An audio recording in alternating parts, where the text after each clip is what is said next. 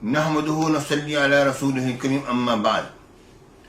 میرا نہ سیاست سے کوئی شغف ہے اور نہ ہی کسی سیاسی جماعت کا کارکن ہوں، بلکہ ایک محب وطن اور دین کا ایک ذمہ دار خادم ہونے کی حیثیت سے تمام ارباب حل و عقد پر یہ بات واضح کرنا چاہتا ہوں کہ تحریک لبیک کے نہتے کارکنوں پر جو ڈائریکٹ گولیاں چلائی گئیں، بالخصوص ہیلی کاپٹر سے شیلنگ اور گولیاں جو برسائی گئیں، وہ صرف ان پر نہیں بلکہ ہر عاشق رسول اور محب وطن پاکستانی کے قلب و روح پر چلائی گئی ہیں، جسے موجودہ حکومت کے سیاہ کارناموں کے طور پر مدتوں یاد رکھا جائے گا کہ چنگیز خانی انداز ایک یہ بھی ہوتا ہے۔ ان محب وطن، انصاف پسند اور اسلام دوست لوگوں کو دیوار سے لگانے کی یہ حربے کسی بھی صورت میں قابل قبول نہیں ہیں۔ حکومت کے اس جارحانہ اقدام پر ہر کلمہ کو مسلمان مضطرب اور پریشان ہے کہ ریاست کے نظام کے علم بردار کے ایسے حکمران بھی ہوتے ہیں۔ میرے والد گرامی غزالی زماں رحمۃ اللہ تعالی علیہ نے 1977 کی تحریک نظام مصطفیٰ میں جاں بحق ہونے والے نوجوانان ملت کو شہید قرار دیا اور ان کے اس موقف کو فتوے کی صورت میں شائع کیا گیا، جنہیں اکابر علماء کی تائید بھی حاصل تھی۔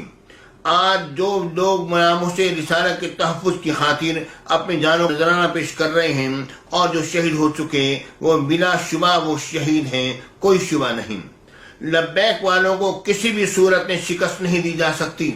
یہ زندہ رہیں گے تو غازی ہیں، اگر قتل کر دیے جائیں گے تو شہید ہو کر بھی زندہ ہیں۔ انہیں قتل کر بھی دیں تب بھی لوگ انہیں مردہ نہیں کہیں گے۔ یہ لوگ جس جذبے کے ساتھ نکلے ہیں، ان کے لیے موت ایک اعزاز ہے۔ ایسی قوم کو کبھی کوئی شکست نہیں دے سکتا جس کے لیے موت بھی حیات بن جائے۔ ان کے سینے ان گولیوں کا انتظار کر رہے ہیں جو عشق مصطفیٰ کی بنا پر انہیں چھلنی کر دیں، اور اس ہر عاشق رسول کی یہی کیفیت ہے۔ اور افسوس سے کہنا پڑتا ہے کہ گولیاں چلانے والے روز محشر حضور علیہ السلام کو کیا منہ دکھائیں گے۔ امریکہ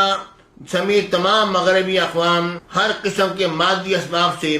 لیس تھے اور ظلم و جبر کے باوجود افغانستان کی مسلم سرزمین کو مسخر نہ کر سکے، تو جو لوگ ناموس رسالت کے نام پر گردنیں کٹانے کو اپنی آرزو کے معراج سمجھتے ہیں، انہیں طاقت کے بلبوتے پر ان کی شان سے کیسے انہیں ہٹایا جا سکتا ہے۔ انتہائی افسوس سے یہ کہنا پڑ رہا ہے کہ حکام بالا نے اپنی ناعاقبت اندیشی کی بنا پر ایک ایسے طبقہ جو کہ محب وطن ہے، اسلام کے وفادار ہیں، عاشقان مصطفیٰ ہیں، انہیں دہشت گرد قرار دیا گیا اور ان کی جماعت کو کالعدم قرار دیا گیا، العیاذ باللہ۔ حالانکہ تمام دنیا جانتی اور مانتی ہے کہ درود و سلام پڑھنے والے حضرات ہمیشہ امن و امان کے دائی رہے، انہوں نے کبھی بھی مسلح جد و جہد رحمت کی راہ اختیار نہیں کی۔ لہذا میں حکومت وقت اور چیف آف آرمی اسٹاف سے اپیل کرتا ہوں کہ دانش مندی کا مظاہرہ کرتے ہوئے تحریک لبیک پاکستان کے ساتھ کیے ہوئے معاہدہ کو یقینی بنایا جائے اور تمام اسیر کارکنان کو غیر مشروط طور پر رہا کیا جائے اور شہداء اور زخمی افراد کے اہل خانہ کی مالی معاونت بھی کی جائے اور ان کی دل جوئی بھی کی جائے۔ جزاک اللہ وآخر دعوانا الحمدللہ رب